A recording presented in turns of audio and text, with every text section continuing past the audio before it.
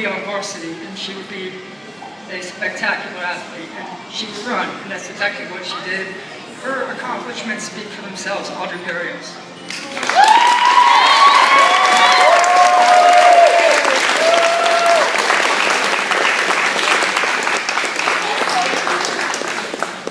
Oh my God.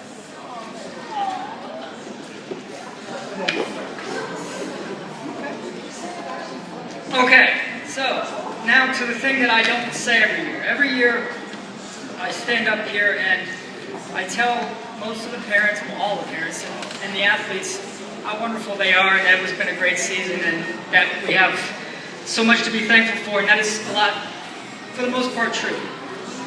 However, I've always felt like I had a good relationship with the boys team because I'm very honest with them. I treat them like adults, and I expect them to treat me with respect just like I treat them.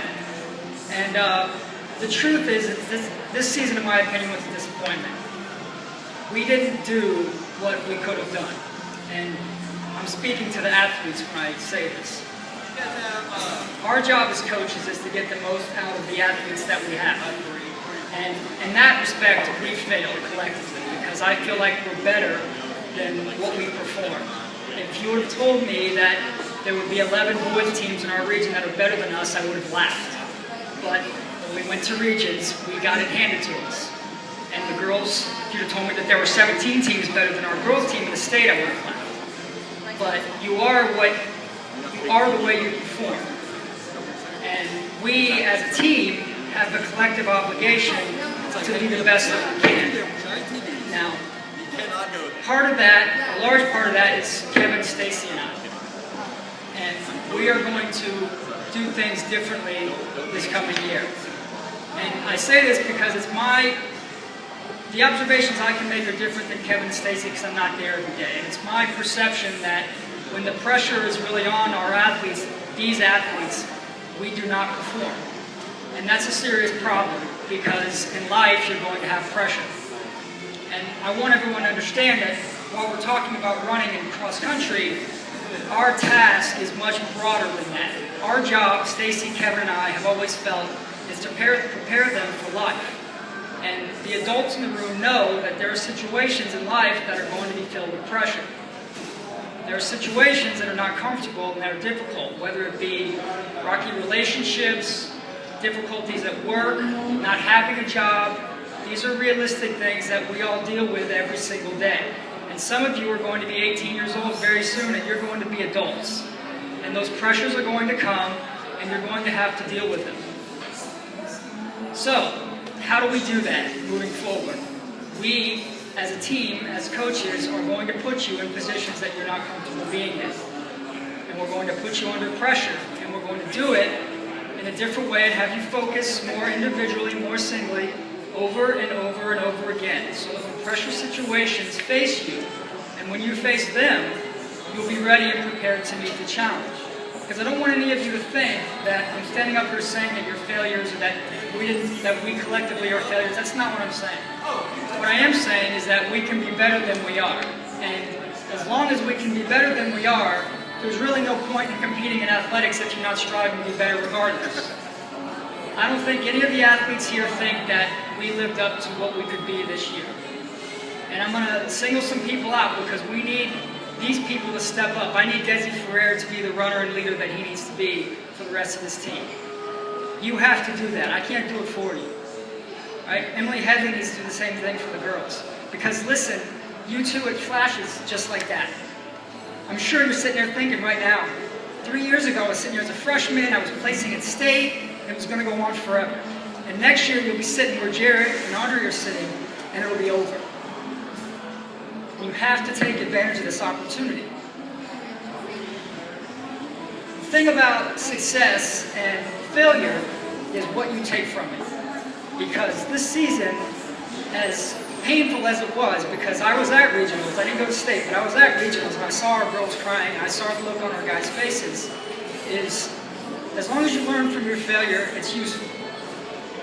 And success is the same way. You know, if we get some of these young guys like John Hinkle and like Tomas, who's not as young as he was, but is still relatively young, to succeed, when they have a good race, you remember that.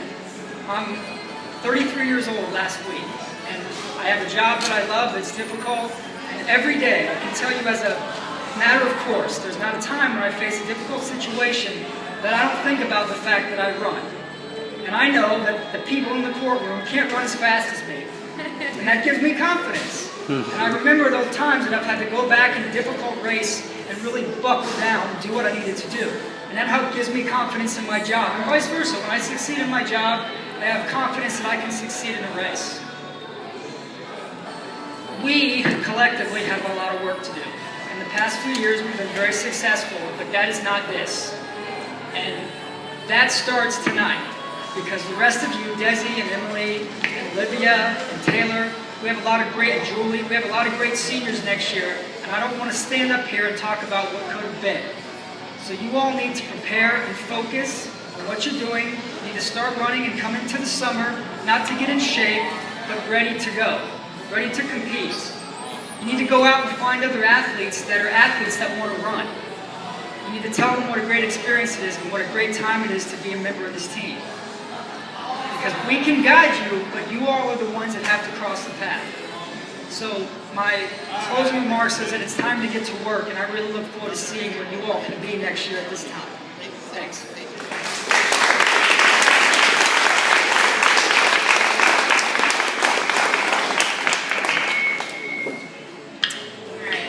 Thank you very much, Ryan.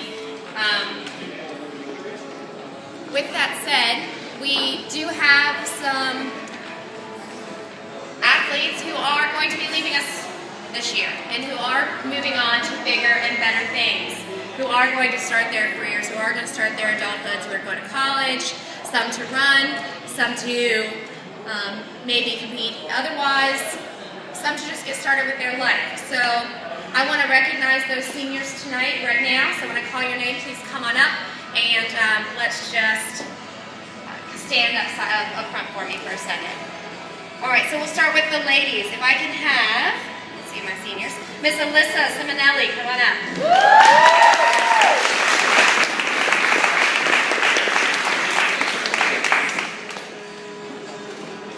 Mary House, come on up.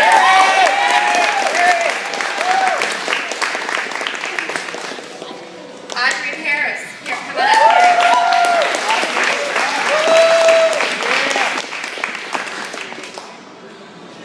And for my gentlemen, Linda.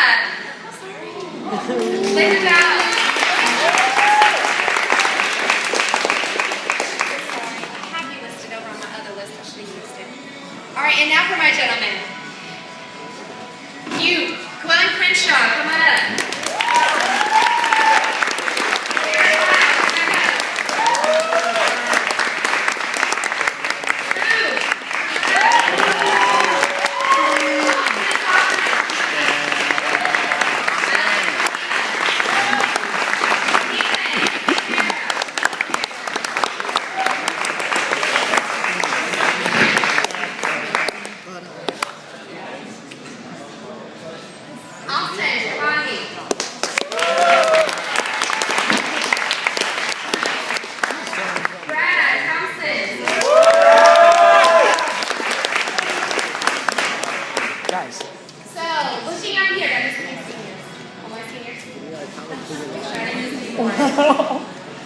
All right, looking out, juniors, sophomores, freshmen, these guys are leaving it in your hands next year. So look amongst yourselves. Your teams are going to be a lot smaller unless you do what? Recruit. That's right. It's your job right now. They're passing the torch on to you. It's your job right now to start filling those seats. Bringing people on board, helping us get in, as Ryan said, get to work and get on to the next season. But we want to give one more round of applause to these guys right up here and their task force.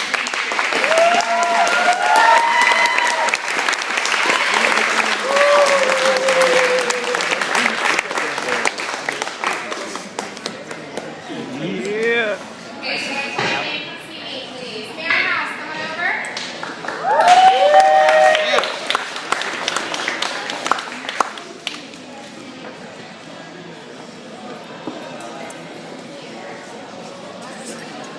Austin Companies. What? Here.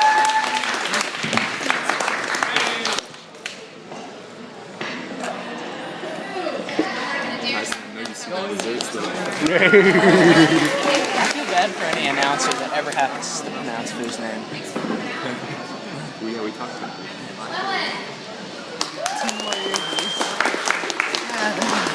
Mediocre food, mediocre JB. God, 10 minutes.